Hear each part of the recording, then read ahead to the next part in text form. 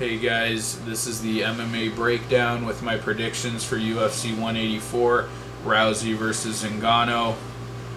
I think this is an absolutely terrible card. If I had to miss this, I really wouldn't mind, and I seriously consider skipping events like this, especially for the pay-per-view price. This is just not a pay-per-view worthy card after Weidman and Belfort fell out. This card really should have been, just trashed. Rousey and Zingano, fine main event. I mean, it's not ideal.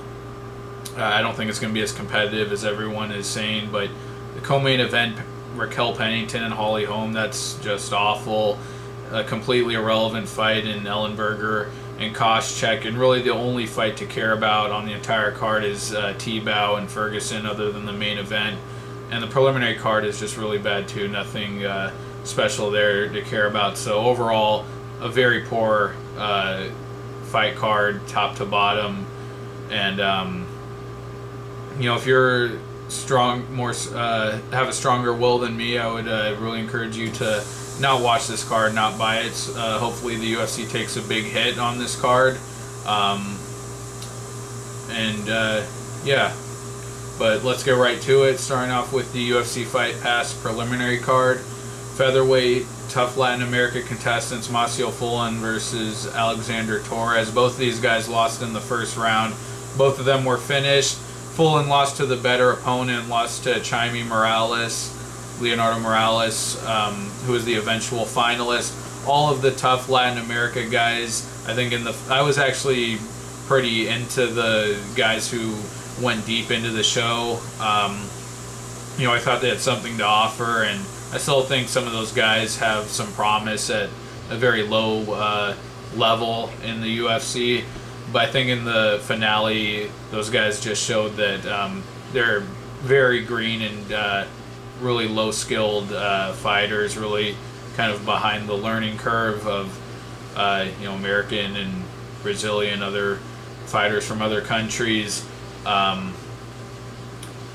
Fullen lost to the better opponent, didn't do anything. The fight got leg kicked for a round and a half, and then got knocked out with a head kick. And Alexander Torres lost to a far more inferior opponent in Rodolfo Rubio. Got armbarred in the second round, and then Rubio got finished in his next fight in the show, and then looked really bad, getting badly out-wrestled by Diego Rivas in the finale. Torres looked okay on the feet before he got taken down in that fight. And on the other hand, Fullen didn't do anything in his round and a half. So I'm going to go with Torres here, and that's really going off of very little. And other than that, other than what I've seen of these guys on the show, I don't know anything else about them. So, not a solid pick here, but I'll just go with Torres. Moving on to lightweight, James Krause versus Lazaro. Got to go with Krause here. I think he's been pretty impressive in his few UFC fights. His last fight with Jorge Masvidal kind of got exposed and showed that he wasn't at the level yet of a guy like Masvidal. But a pretty crafty striker in that Jamie Varner fight. Took it to him early, kicked his ankle out, and had that really nice submission win over Sam Stout in his debut. But seems like a creative, crafty striker. Saw the submission game against Stout. And Lazaro, on the other hand, lost to James Vick in his debut in his last fight, and I wasn't impressed with him, honestly. He seemed to me like a guy who doesn't belong in the UFC. Fairly even, sloppy striking fest that Vick got the upper hand in, and I got to go with Krause because he looks like a UFC level talent. Moving on to the Fox Sports 1 preliminary card at heavyweight, Derek Lewis versus Ruin Potts. I think Derek Lewis is really going to hurt Ruin Potts badly in this fight. Basically giving Ruin Potts zero chance to win this in any kind of way. You know, Potts looked just terrible in his last fight against Anthony Hamilton. You know, got taken down and ate about 50 body shots before the ref called the fight. And before that, got knocked out by Soa Paleli. Derek Lewis, on the other hand, even though he got knocked out really early on against Matt Mitrione and looked lost on the feet early in that fight, in his 2 previous fights against Jack May and Guto Innocente, got quick knockouts both in the first round in those fights. It seems like a decent lower level heavyweight with some power, where Ruin Potts just looks like you know, a guy who shouldn't be in the UFC. So I have to go with Derek Lewis to get a violent, quick first round knockout here. Next up at welterweight, Diego Lima versus Tim Means. Diego Lima, finalist from Tough 19. The only guy who impressed during the season in the house. I believe it was the only guy to get a finish, or one of 2 guys, I think. I think Van Buren also got a finish in the house, but had submission wins in both of his fights over Roger Zapata, and then over, I can't remember who he fought in the first round, but then the finale, Eddie Gordon just ran through him early in the first round, knocked him out, and then in his last fight beat Jorge Oliveira, and showed his wrestling skills. I think Lima's biggest hole is on the feet. Doesn't seem to want to stay striking much, but he seems to have a solid wrestling and grappling game. Really imposed that on Oliveira and got a decision there, out wrestling him for 3 rounds. Tim Means, after being released from the UFC, which I didn't think was justified, returning. He lost to Neil Magny, lost a decision, and then has wins over Hernani Perpetuo and Marcio Alexandre in his last 2 fights. Neither of those fights were dominant, especially the last one. Could have gone either way, I think. Tim Means uses his length well, though. He's able to land some jabs. Has a problem, though, that never really picks up the pace when he needs to. Doesn't seem to have a sense of urgency when the fight's really close. On the feet, I think he'll have the advantage here, but Diego Lima, I think he'll impose that wrestling and grappling game and will be more well-rounded here. I think he beats Tim Means, wins a decision with the wrestling. Moving on to next up at bantamweight, Roman Salazar versus Kid Yamamoto. Roman Salazar got choked out by Mitch Gagnon in his last fight. Real early in the first round, Gagnon took his back standing, and Salazar didn't have a chance to do anything. Got submitted with ease. And Kid Yamamoto, I don't know why he's back in the UFC. He hasn't fought in 2 years, and is riding a 3-fight losing streak to Mighty Mouse, Darren Uyenoyama, and Vaughn Lee. Got finished by Vaughn Lee in his last fight, and 2-year layoff, not having impressed at all in the UFC before his layoff, riding a 3-fight losing streak. I just can't go with Kid Yamamoto here.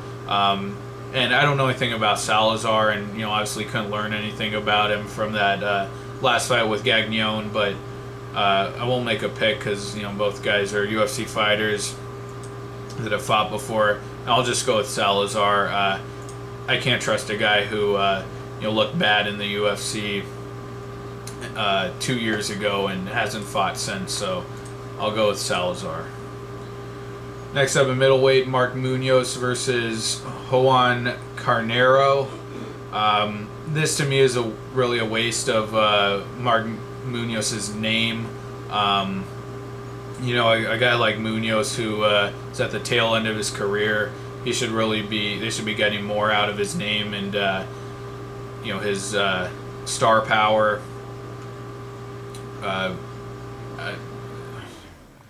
Just another reason why this card is really awful. But Johan Canero, never seen him fight. He was in the UFC before. His last fight was UFC 88. That was before I started watching MMA, so I can't tell you anything about him. Mark Munoz, though, has really been on the decline, and after his last couple of fights, really looks like he needs to exit the sport. His last fight against Mousasi was not competitive at all. Mousasi destroyed him, with a forward pressure, and then when Munoz tied up with him and attempted some takedowns that looked like were going to be successful for him, Mousasi was able to reverse him on the way down, end up on top, and eventually choked him out. And then against Machida before that, got knocked out in the first round with a head kick. Munoz is just, he's 37, got finished in his last 2 fights.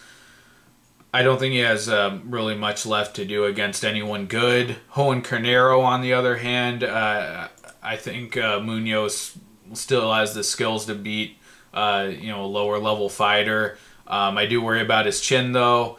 I won't rule out Carnero landing something and putting out Munoz. I do think Munoz is that far over the hill, and his chin is compromised at this point. But Munoz showed in that Tibau fight a couple fights ago that he's still a solid wrestler, can still get off some ground and pound, and against a lower level opponent, I think Munoz is still good enough to beat those guys. So I'll take Mark Munoz here. And moving on to the main card at lightweight, Tony Ferguson versus Gleison Tibau, the only relevant fight on this card other than the main event. And I'm going to take Tony Ferguson here. He's been riding 4-fight win streak. Was beating up on a lot of tough veterans and lower level guys in the UFC. Mike Rio, Kakuno, and the Danny Castillo fight. I actually thought that could have gone to Castillo. I scored it for Ferguson, but did not look that good in that fight. His early fights against Aaron Riley and Yves Edwards, his striking seemed to be a lot more dynamic. He was getting shots off from kind of weird angles and seemed to frustrate his opponents on the feet. But against Castillo, who's a pretty straightforward wrestle boxer, he was I thought he was getting the better of Castillo on the feet. And then against Abel Trujillo, Trujillo stormed him at the opening bell and dropped him. Was able to recover and then imposed his grappling game on Trujillo. Trujillo seemed to gas and was able to get the submission. So I do think Ferguson's skilled. He can take a shot, but I don't think Gleison Tibau is. He's not going to put that pressure on him like Kakuno or Trujillo did early. Tibau fights at an extremely slow and methodical pace. He has power on occasion. He's hurt guys before.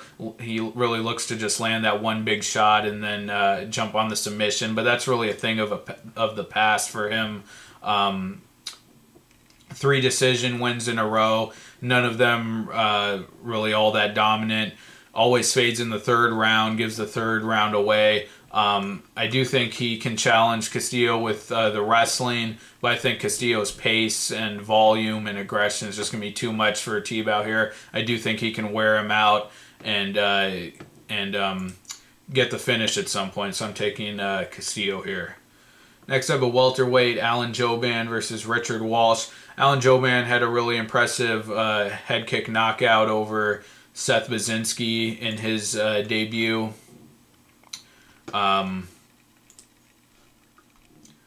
And then in his last fight against Tough Brazil 3 winner Warley Alves, had a really competitive fight, and I thought he was going to get finished a lot more easily in that fight, but actually had a competitive fight. Some people thought he won. It went the distance.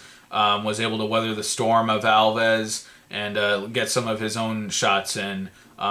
Seems like a solid kickboxer. Richard Walsh, veteran of Tough Nations. I actually didn't get to see him compete on the show. I believe he got submitted by Sheldon Westcott, finalist, I believe. I'm not certain about that. But in the UFC, had a really dominant win over fellow castmate Chris Indich. And then his last fight, lost to Kiichi Kunamoto, but really got robbed in that fight. Had Kunamoto hurt badly in the first round. And then Kunamoto just tried to take him down for the rest of the fight, pressed him up against the fence, but never really completed a takedown. So I thought he won that fight, and seems like a big, powerful striker. Showed really good aggression and forward movement against Chris Indich. But I think Jouban is just a more talented kickboxer here, and will have a big speed advantage. So I'm going with Jouban. Next up at welterweight, Jake Ellenberger versus Josh Koscheck. I can't emphasize enough how much I really don't care about this fight. And Koscheck, didn't this guy already retire after he lost to Woodley? I mean, there's absolutely no reason for him to be coming back. He's riding a 3-fight losing streak. Got finished in his last 2 fights. Got knocked out cold by Woodley in his last fight. Jake Ellenberger's looked really bad as well in his last couple of fights, especially his last loss to Kelvin Gastelum. But I think there's a big difference in losing to Lawler, getting finished by Lawler in the 3rd round, losing a really uneventful decision to Rory McDonald, and then getting choked out by Kelvin Gastelum. I think there's a big difference between that and just getting your clock cleaned by Tyron Woodley and Robbie Lawler. So I'm going to go with Ellenberger here. Wouldn't really surprise me if Koscheck won. Ellenberger just, I always say this, I think he really broke after that Martin Kampmann loss. This guy was... he was just balls to the wall, always blitzed his opponents in the first round, would chase them down, run them back into the fence, and throw big bombs until he knocked him out. I was doing that in the Martin Kampmann fight, but Kampmann weathered that storm and then ended up finishing him. And then you saw immediately in his next fight with Jay Huron, he was just extremely gun-shy, never did anything in that fight, and just outpointed him with a few jabs to win that fight, and it's just never really been the same. And that last fight against Kelvin Gastelum just looked mentally broke and completely gone. Koscheck,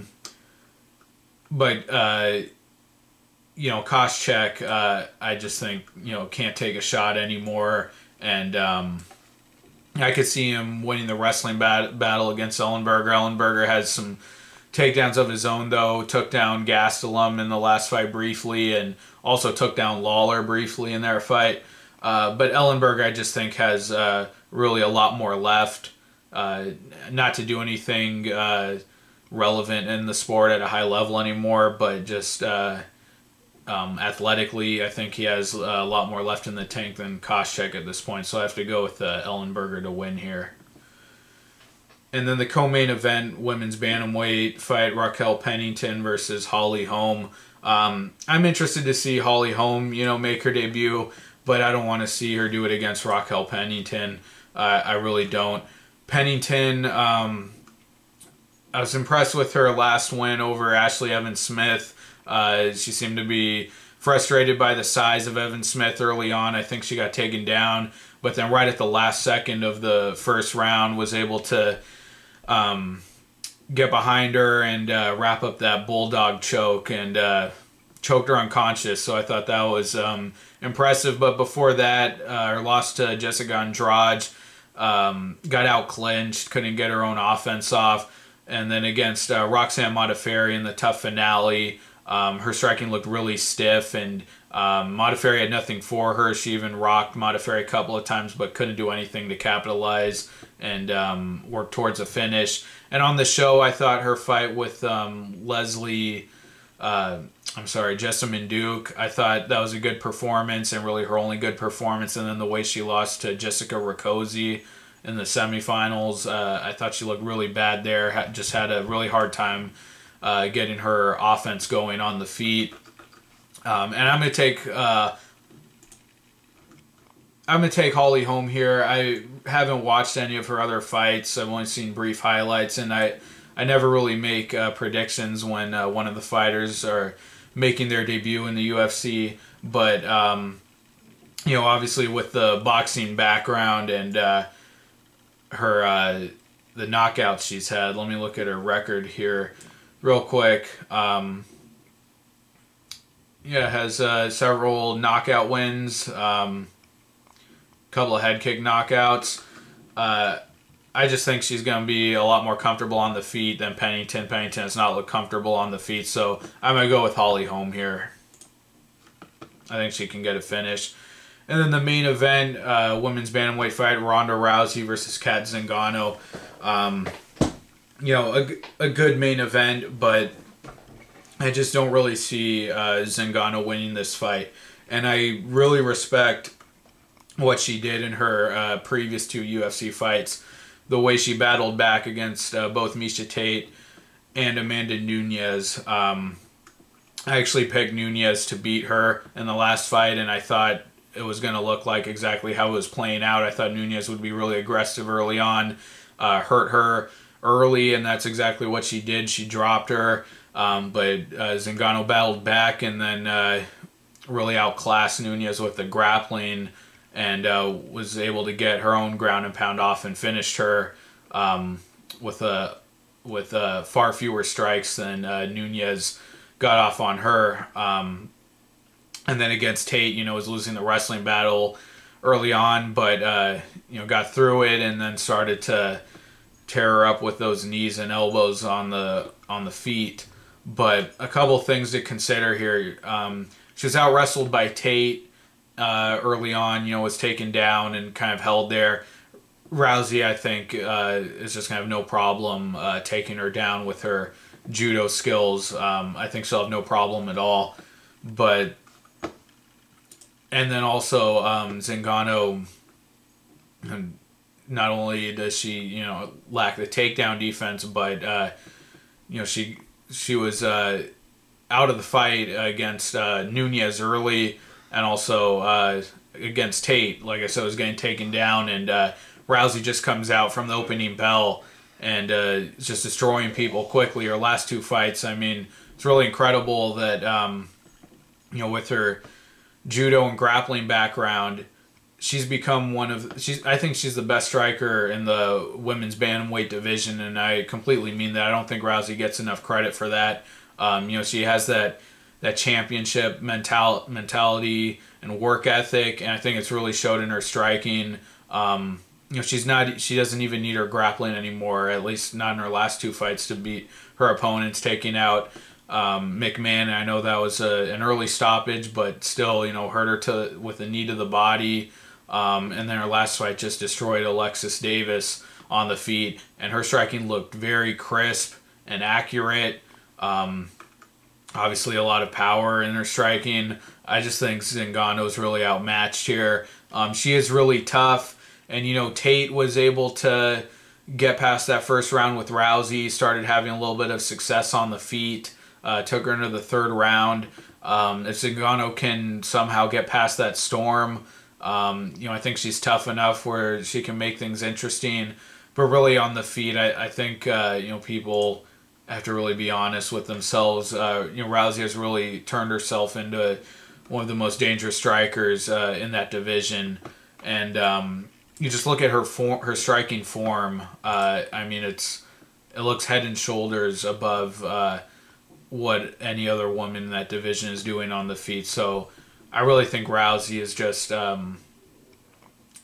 just far superior to any other fighter in that division. And I really don't see how Zingano can win this. I think Rousey can take her down at will and really dominate her on the feet. So I have to go with Rousey by first round finish. So those are my predictions for UFC 184, Rousey versus Zingano. Really terrible card, but after this 2-week break, much needed break before 185 Pettis versus Dos Anjos, which I actually think is a really strong card and isn't getting the praise it deserves. I really like that card. But anyway, I'll be back with predictions in a couple weeks for that. But thank you for watching, guys. Please like the video, comment with your thoughts. Take care, and I'll see you guys next time. Bye.